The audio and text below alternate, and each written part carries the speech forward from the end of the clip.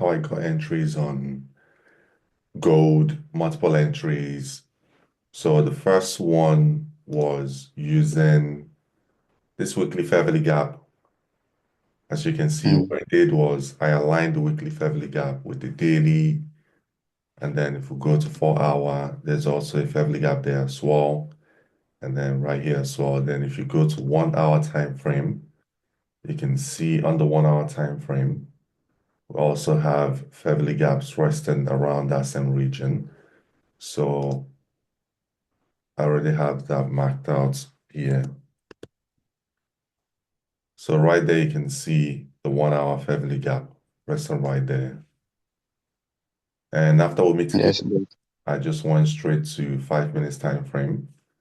And if you go to 5 minutes time frame, you can see that area after price tapped into that area of broke structure, retested. Right here was the high, the low, break of structure, retested, the fair value gap. I just used the high because smaller time frames, I've learned my lesson so many times. It's usually best to use the high. As much as it looks nice when you catch it from this lower fair value gap, but it doesn't look nice when you miss the trade. So I would rather just be in the trade, even if it has to go down a little bit to my stop loss zone, but still rallies. So this was how I got the first entry. My drawn liquidity still remains the same, which is number one, I wanted to see a mitigation on this fair value gap. Now, on this broker, it's a fair value gap. Now, if you go to a different broker, so let's go to this broker, you can see that same area is not a fair value gap, but rather it's an opening range gap from Friday and Sunday. So this was on Friday close, and then this was on Sunday open. So now, can you see what happened within that zone, that opening range gap? This is part of the reason why key levels like this, you need to understand the context in the market that we mitigated an opening range gap or a fair value gap or a last down close candle doesn't mean anything if you don't understand which direction the market is going. Now, for someone who doesn't understand where the market is going, let's say for whatever reason the person just likes to buy or sell from key levels, you can see that that person will literally just be selling from this opening range gap because they now believe, oh, once it comes there, it will reject off that position. And price coming in there, you can see how we saw this slight rejection. A lot of traders got into sells right here, stop loss above here. Some their stop loss will be above here. What do you think is going to happen to their stop losses? Price already wiped out the first people that got in here, stop loss here, wiped them out. The next ones are the ones that have their stop loss resting right here.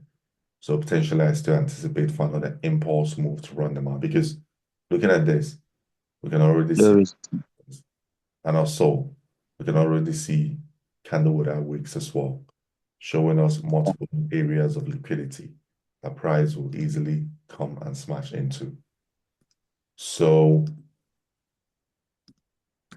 so I've already trailed my stop loss. Literally, I'm just trailing my stop loss. So no matter what happens, I'm gonna leave the market with money. So this is my first entry right here, my first entry. Then I also got a second entry as well.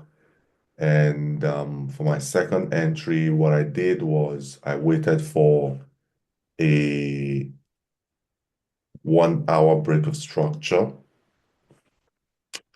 So after we saw the 1 hour break of structure right here, this was a 1 hour high, 1 hour low, broke structure. After we broke structure, we left a fair value gap here. You can see the fair value gap. yes. I just used this higher level of the fair value gap. So this was the open of the fair value gap. This was the close. So I just used the close of that fair value gap as my entry. And even though price digged deep into it, but I still don't care about these things. And it's just due to experience. Before when I started trading newly, what I would do is I would either want to use the 50% or use the low. But then a lot of the times I'll miss the trade and it's just so annoying that you miss the trade because you just didn't want to give the market two, three extra Mhm. pips. It doesn't make any sense. End up missing the trade at the end of the day. Yeah, it's not worth it. The risk. It's not worth the risk. I would rather just place my limit order at the close right here and move on. Even though you can see how aggressive price digged into that area. Why do you think this happened? It is all manipulation to push you out of the market, to scare you. This is why when I'm trading, I honestly don't care the impulse price is using to come to my point of interest. All I want to see is a smaller time frame shift in market structure. If I see it, I'll buy it. If it doesn't work, that's okay. That is the reason why I'm always using low risk in my trades between 0.2, 0.3, maximum of 0.5. Because I'm already comfortable with taking that loss. I've already told myself if this trade doesn't work in my favor, I'm good with the loss. Now, after this entry, which is the second entry, I also got another entry as well. And so what I did was I used that 1 hour Fairly gap as second entry. And then after price came into this area, into that 4 hour Fairly gap, what I did was I went straight down to 1 hour to see if there's Fairly gaps aligning with that 4 hour Fairly gap. And you can already see we have multiple Fairly gaps aligning with that same zone. So all I wanted to see was a 5 minutes break of structure once we're inside that area. And as you can see right here, we broke structure on 5 minutes time frame. Right here, we'll have a high, we'll have a low, and then we broke structure. I just used the high as my entry again. And as you can see, price still came down into Fairly gap, mitigated it before rallied. So that was how I got the third entry. So the fourth entry, so I think one of the fourth entry, I got in on the fourth entry, I got taken out. Price took me out. I took one loss on that fourth entry. So right here was the fourth entry. Now this, you can see this gap right here. After we mitigated this gap, I saw a 5 minutes break of structure here, and then price eventually came back down to wipe my stop. Now, after my stop loss was taken, what I was wondering was why did this come back to take my stop loss when it already mitigated that area, broke structure, and then instead of rallying, it just went straight down to my stop loss. What happened? What did I do wrong? And that was when I realized that I got manipulated out of the market by the broker I was using. So this one is FX open, and you can see that we didn't tap into that opening range gap with this low right Yeah, here. You can see the yeah, low right here. We didn't tap into that opening range gap. And because we didn't tap into that opening range gap, there wasn't any need to buy it. But I didn't see this in the broker I was using. So for example, if you go into this broker, so this is 8 cap, you can see that on 8 cap, that area, that gap was already mitigated. You can see that, right? yes. And after that mitigation, we now broke structure on the smaller time frame. We broke structure after that mitigation, and right here was the break of structure. A high, a low, a break of structure here. So it's ideal to anticipate for a retest buy if you're using this analysis. But what I didn't realize was that this was only on 8 cap. There are other brokers that price hasn't mitigated that position.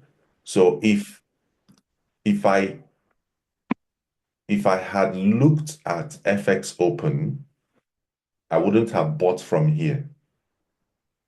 I would have just been on the sidelines because we didn't mitigate the point of interest. So why would I buy? Does that make sense? Yes, boss. But eventually, like I was saying previously in the beginning of this session, we will always make mistakes because we're human beings. We're Yeah. human beings. We're always going to make mistakes. We're always not going to see some things. And that is why it's essential for you not to just look at data off just one broker. Always have a second opinion after you've analyzed it on, let's say, on Oanda or 8gap or FXCM. Always have a second opinion, another broker you will use to confirm. that everything aligns perfectly before placing that trade.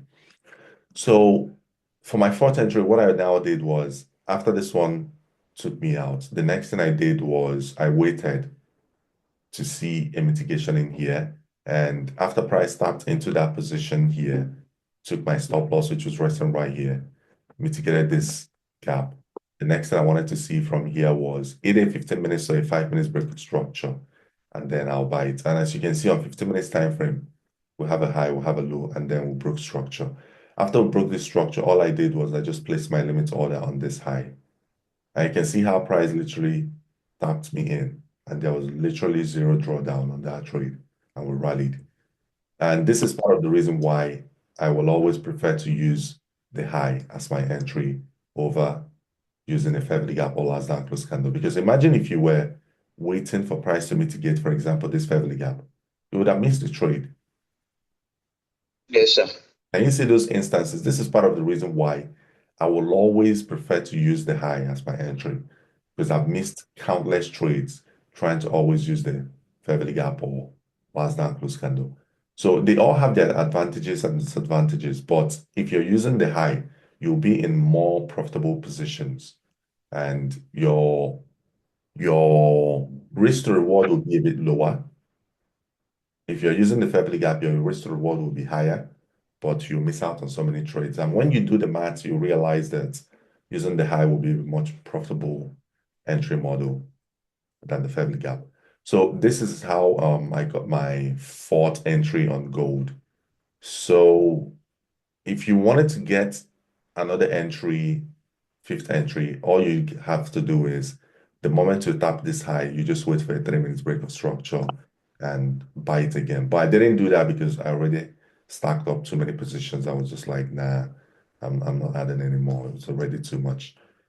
So right here, you can already see we created a high, created a low, a high, a low, a high, a low, broke structure, retested. Look at the retest on that high. So this could have been your entry. The high would have been your entry, stop loss, the low, add a few pips because this is 3 minutes. And you can already see how close it's going to be to your stop loss. So it would have been a beautiful risk reward ratio, to be honest, because this would have been your stop. You add a few pips, probably around here. If I'm entering the trade, that's how I would enter it. And then take it to the upside. Literally just here, that gap, that opening range gap is literally almost a 1:10. Literally almost a 1:10 at that opening range gap. So you could literally take the trade, get out from this opening range gap. Even if you're risking 0.1% on it, that's a 1% profit. This is why I just love aligning timeframes using that lower time frame entry because it will increase your risk to reward. So your reward will really be very incredible and you'll be risking very small. It will give you that opportunity to risk small and make something good out of that trade because some traders risk 1:1, 1:2. Now they have to always risk 0.51% on every single trade for that trade to give them some good profits. And if they're risking 0.5 for a 1:2, they're making 1%. But you're risking 0.1% to make the same 1% they're making. Now think about it if they take a loss and you take a loss. Who will be smiling between you and him? It's you. No? You'll be the one smiling because even though you took a loss, you lose 0.1%. But if they take a loss, they're losing 0.5 or 1%. So that Yeah. is why just stay true to what you already know, turn out the noise, just dial in.